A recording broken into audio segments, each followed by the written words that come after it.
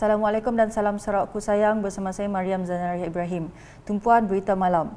Premier Sarawak Datuk Patinggi Tan Sri Dr. Abang Abdul Rahman Zohari Tun Datuk Abang Openg menerima 2 kunjungan hormat di pejabat beliau di Wisma Bapa Malaysia di Kuching pada Selasa.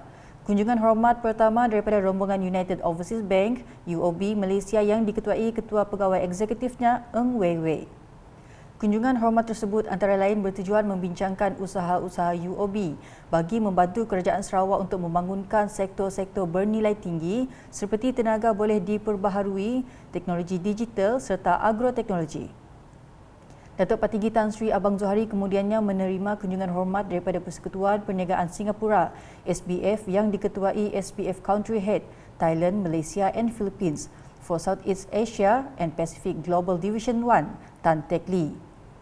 Tujuan kunjungan hormat tersebut adalah untuk menerokai peluang pelaburan dalam pelbagai sektor di Sarawak. Antara yang turut serta pada kunjungan hormat tersebut ialah Presiden Persekutuan Persatuan Perniagaan Sarawak, Datuk Abang Abdul Karim Tun Datuk Abang Openg serta Ketua Pegawai Eksekutif Pejabat Perdagangan dan Pelancongan Sarawak di Singapura, status Chiu Chang Guan. Dalam perkembangan sama, Persekutuan Perniagaan Singapura SBF akan terus berusaha menarik minat syarikat-syarikat swasta dari Singapura untuk melabur dalam pelbagai sektor di Sarawak. SBF Country Head Thailand, Malaysia and Philippines for Southeast Asia and Pacific Global Division 1 Tan Teck Lee memberitahu mereka sedang menerokai pelaburan dalam pelbagai sektor di Sarawak yang antaranya termasuk sektor agro makanan dan juga tenaga. Singapore Business Federation is working closely with Statos as well as Sarawak Business Federation, not just for now, but in the long term as well. So yes, looking forward to to working closely with all the all the respective agencies under the umbrella of Sarawak Business Federation, together with Mr. Chiu's so-called team from Statos. I think we can bring more so-called projects together to fulfillment.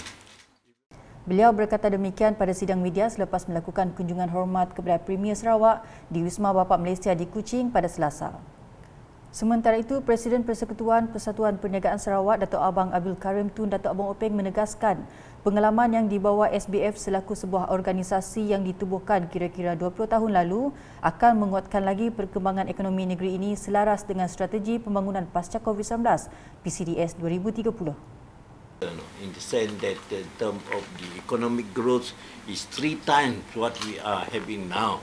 So in order to come up with that sort of scenario in terms of economic development, we need a lot of investment. And I think we need more from overseas investors, and that's why we are looking forward to the support and assistance from our friend here in order to bring more investors coming to Sarawak. Manakala Ketua Pegawai Eksekutif UOB Malaysia Ng Wei Wei mengulas lanjut pihaknya akan berkolaborasi dengan SBF, Persekutuan Persatuan Perniagaan Sarawak serta Statos untuk membawa masuk pelabur yang mempunyai visi sama dalam membangunkan ekonomi secara lestari. Ketua Pegawai Eksekutif Statos Chiu Chang Guan pula memberi jaminan bahawa Statos akan terus berusaha untuk menyerlahkan lagi potensi Sarawak terutama dalam sektor pelancongan dan pelaburan. Berita selanjutnya, isteri Premier Sarawak Puan Sri Dato' Amar Jumaani Tun Tuanku Bujang merasmikan bangunan Pertubuhan Kebajikan Islam Malaysia Perkim di bangunan Perkim Cawangan Sibu pada Isnin. Pengerusi Pengelola Majlis Perasmian Bangunan Perkim Cawangan Sibu, Datin Sharifah Zaidah Said Abdul Aziz berkata, Perkim Cawangan Sibu telah ditubuhkan pada 19 Oktober 1989 dan telah disempurnakan pengerusi Perkim Bahagian Sarawak ketika itu, Dato' Amar Puan Sri Dr. Laila Taib. Katanya sebuah kuartus kerajaan yang dibina pada tahun 2003 telah dijadikan sebagai rumah Perkim Cawangan Sibu. Ujar beliau lagi, semua urusan pentadbiran dan sebahagian besar aktiviti Perkim Cawangan Sibu telah dijalankan di kuartus tersebut. Perkim Cawangan Sibu merupakan satu-satunya daripada 21 cawangan di Sarawak yang mempunyai bangunan sendiri.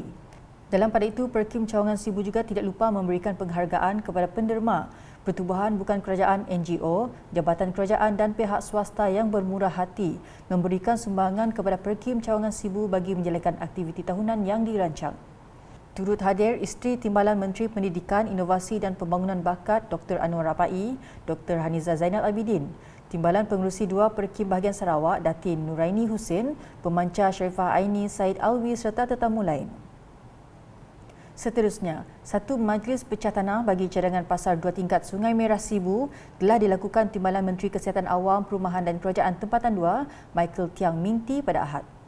Dalam ucapannya, Michael Tiang berkata pembinaan pasar 2 tingkat itu akan menggantikan pasar lama dengan kemudahan dan pembinaan yang lebih besar untuk kemudahan para peniaga dan dijaga siap menjelang Tahun Baru Cina pada tahun 2024.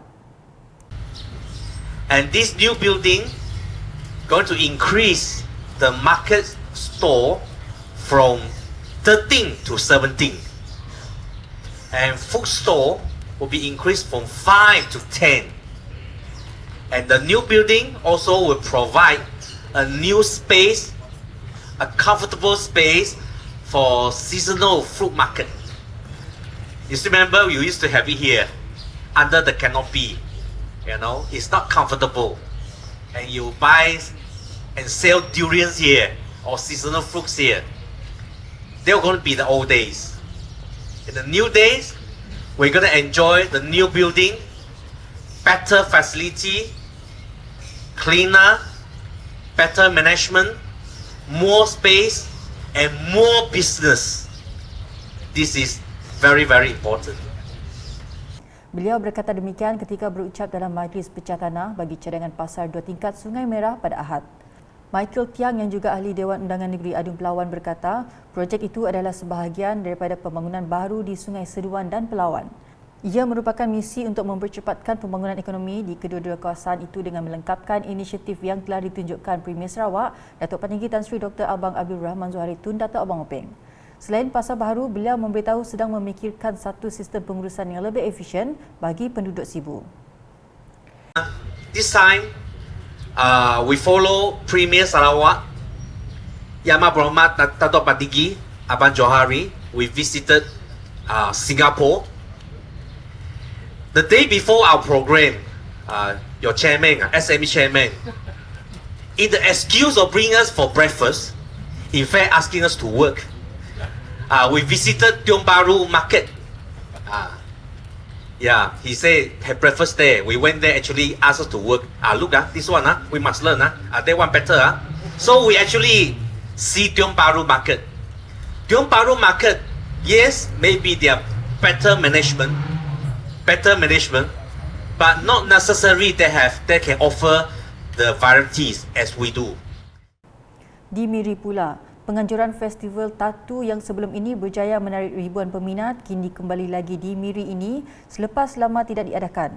Menteri Pengangkutan Sarawak Datuk Seri Lee Kim Shin berkata, Sarawak sinonim dengan tatu khususnya bagi masyarakat Dayak sebagai penghias diri. Malah budaya tatu kini dianggap sebagai suatu cara bagi menampakkan kemegahan diri dengan reka bentuk yang menarik.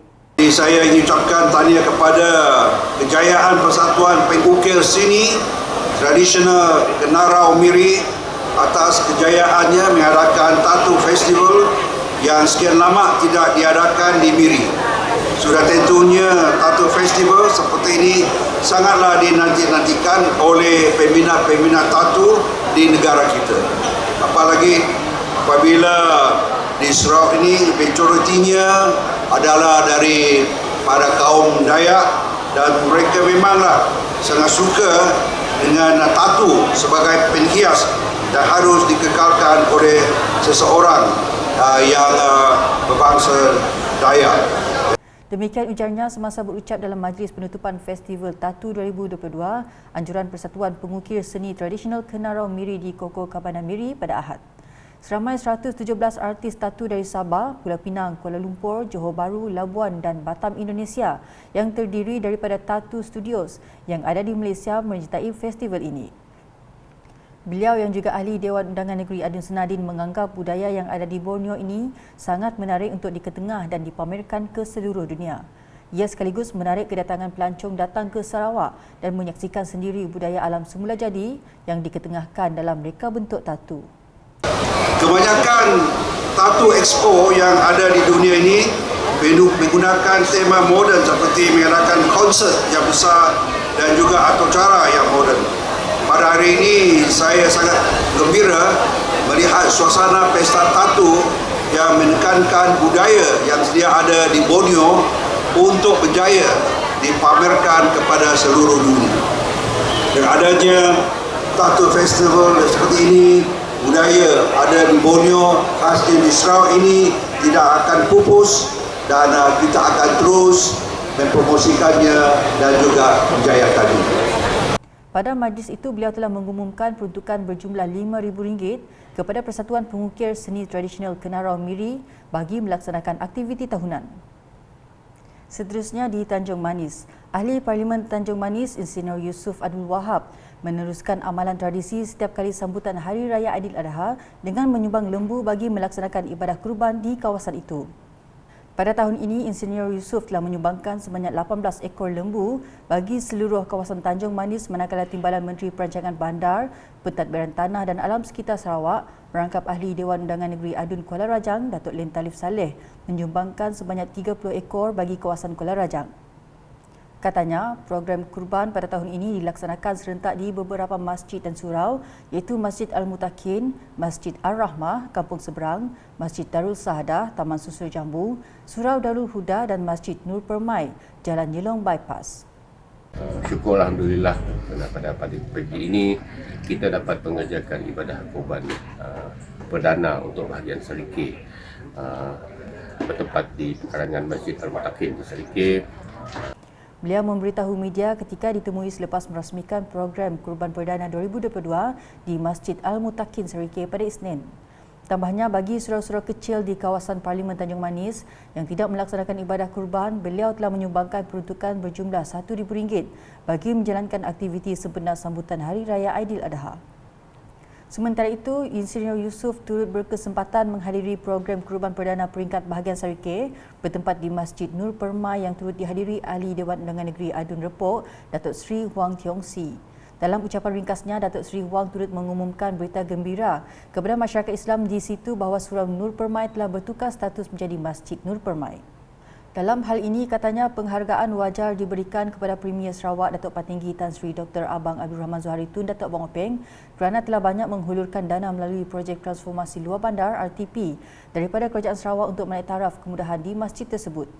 Dalam program itu, Datuk Seri Huang telah menyumbang sebanyak 7 ekor lembu untuk dikorbankan sempena Hari Raya Aidiladha. Sekian edisi malam bersama saya Mariam Zanariah. Berita lebih lanjut boleh didapati di semua platform media sosial UKAS termasuk portal UKAS Sarawak.gov.my dan UKAS channel di YouTube. #menjebak fakta, salam UKAS.